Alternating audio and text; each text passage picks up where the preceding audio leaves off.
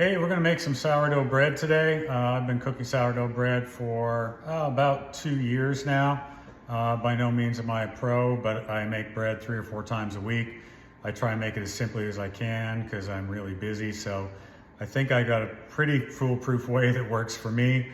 I know there's probably lots of adjustments and lots of comments that people would have about maybe how to do a better job, but I'm gonna walk you through the process. You can take it or leave it. Hopefully we'll be able to come up with a good loaf of sourdough bread together. Thanks, stick around. Okay, here's the first lesson in the bread making. This is my starter. I had it in the fridge since today is Tuesday. It's been sitting there since Saturday when I made pizza dough. So it's just been sitting in the fridge. You can take it out in the morning. I took it out last night. First thing I'm going to do is just take half a cup of flour, throw it in there, half a cup of water, and then I'm going to stir it up good. So now I've fed my starter, and I can come back in about, I don't know, maybe 2 or 3 hours when it kind of doubles in size. So by the time I get it stirred here, it'll probably take up about half of this, or maybe a third of this container. And we'll come back and do something to it later on. Make sure that this is done so it looks, and you can get kind of a look at it. It's kind of bubbly and it's come up a fair amount. I wouldn't say it's doubled in size, but it's got some good bubbles in it. You can see that. So you can see that my starter, it's all done. I put a little bit in this glass here, and it's pretty much floating for the most part, so it's ready to go. All right, we're ready to make some dough. So I'm gonna take some salt, and I'm gonna put 2 teaspoons of salt in the bottom of this bowl. There's my salt. I'm going to take 1 cup of warm water, not hot, not cold, just kind of lukewarm water. I'm gonna stir it till all the salt dissolves and I can't see it anymore.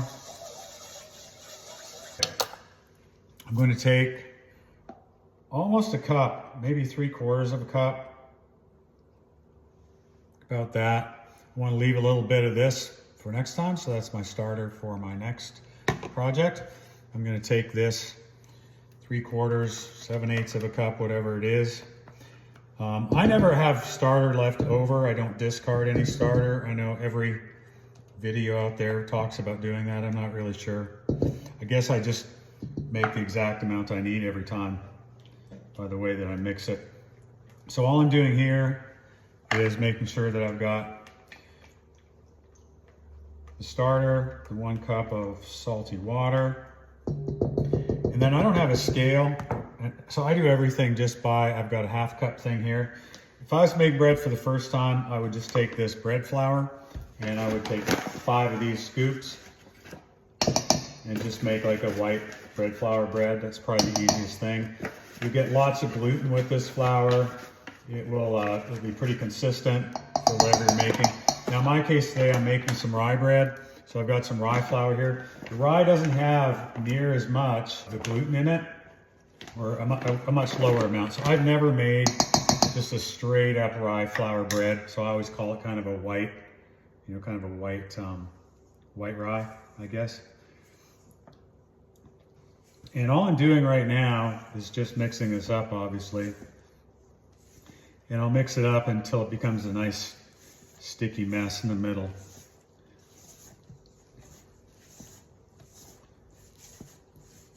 And you usually end up with a pretty decent ball. That rye flour sometimes eats up a little bit more liquid. So sometimes you have to add some, but I'll show you what I'm gonna do here in a moment. So. And again, I don't use any kind of mixer for this. I'm just using this spatula. It's doing a pretty clean job getting everything off the sides and make a nice little sticky roll there in the middle, which I'll show you in a second.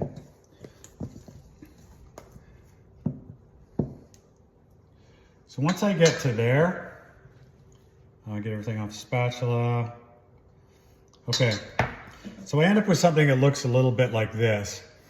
And I'm actually gonna go over near the sink for a minute. I'm gonna get my hands super wet and come back. And I'm gonna show you what I do with that. So I got my hands pretty wet, and because they're wet, the dough's not really sticking to them. I'm gonna wet them again. Wetter the better. And right now I can just kind of pound this around a little bit and mix it. It's not sticking to my hands. It's not sticking too terribly to the sides. I'm gonna wet them one more time. So I really like to get this wet, pounded a little bit. And that's pretty much all I need to do right now. So if you look at the finished product, I've got that. Everything's mixed together. And now all I'm going to do is cover it up with a piece of plastic wrap. And I'm going to put that in the oven. You could leave it in the summertime, you can leave it outside, you know, on the counter when your temperatures are like in the 80s. That's just kind of perfect, and the bread rises really good. But I found because of winter time and temperature changes and fluctuations, there's a bread proof setting in the oven. And so I can either use the bread proof setting in the oven, or I can just turn on the oven light. So I'll show you that in a second. Okay, so on my oven, you see right there, it's got a bread proof. You know, I just do the bread proof and start. And basically you'll see it puts it at about 100 degrees. And then I just put that in there. And sometimes I won't use bread proofing at all. I'll just kind of leave the oven light on. And because both those lights inside are kind of warm, that's usually enough. I'm gonna set a timer now for 40 minutes. Okay, my 40 minutes is up, and there are people who do a lot of things over that period of time. So maybe every 30 minutes, there are people who do stretch and folds and all kinds of things. I'm gonna show you what I do because I just have lots to do and I don't have a lot of time to mess with things. I'm basically spraying water all over this, my surface here. Make sure you get one of these. These things are awesome. I just got on Amazon. And anyway, I got my bread. This thing's super wet. Everything comes out of the bowl. We look pretty clean and all together because this thing's so wet. So now I'm gonna do the same thing with my hands. Again, there's lots of stretch and fold techniques and whatever, but I saw this one, I like it. It's called slap and fold. And if this thing's really wet, it's nice because it just slides around, doesn't stick. And the idea, as you can see, is just that I'm building, as it stretches, I'm building in, you know, gluten spaces for the, for it to bind together and rise and whatever else it does. One thing I will say though, don't do too many of these. At one point, sometimes you can get like a big tear in the middle, and that's no good because at the end of the day, I want a bit of a dome on the top of this, which I'll show you in a second.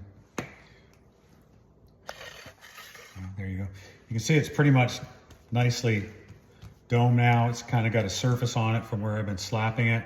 So now when I put it back in the bowl, it's really ready to rise. And I'm gonna let it rise in the same environment, turning on the oven again onto the bread proofing for about 2.5 hours.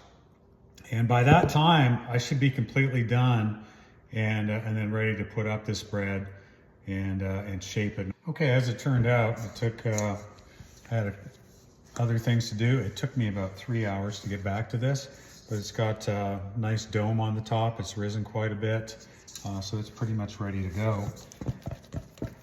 And get it onto our floured surface.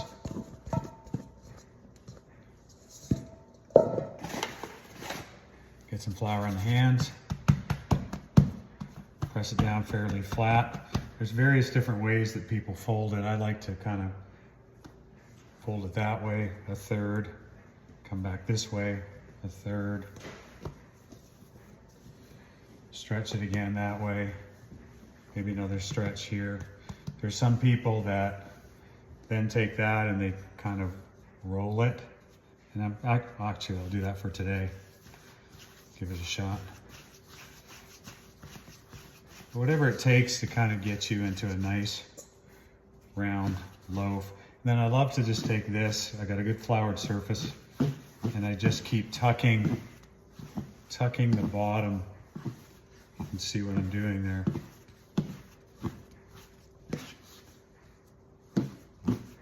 Just keep spinning and tucking, spinning and tucking.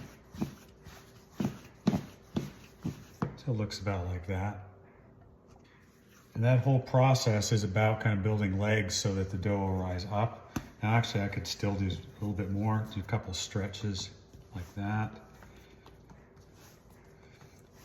I like to do these a lot actually, just kind of take a piece of the dough and stretch. It's getting pretty sticky on the bottom there though, so I need to be careful.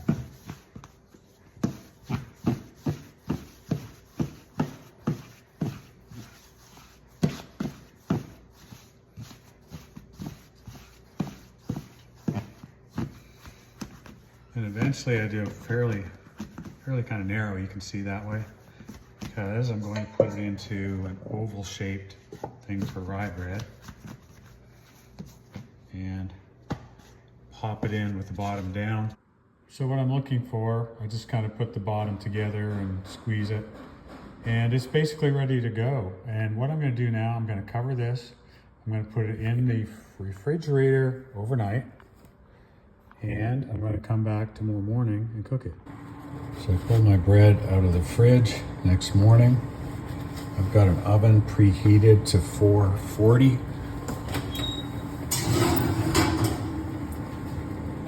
And inside the oven, I've got my Dutch oven. And take the bread, flip this upside down.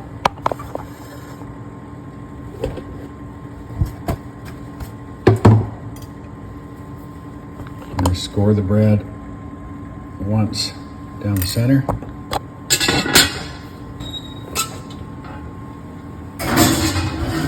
And put it in for 20 minutes. Okay, it's been 20 minutes. So all I'm gonna do is open up my oven.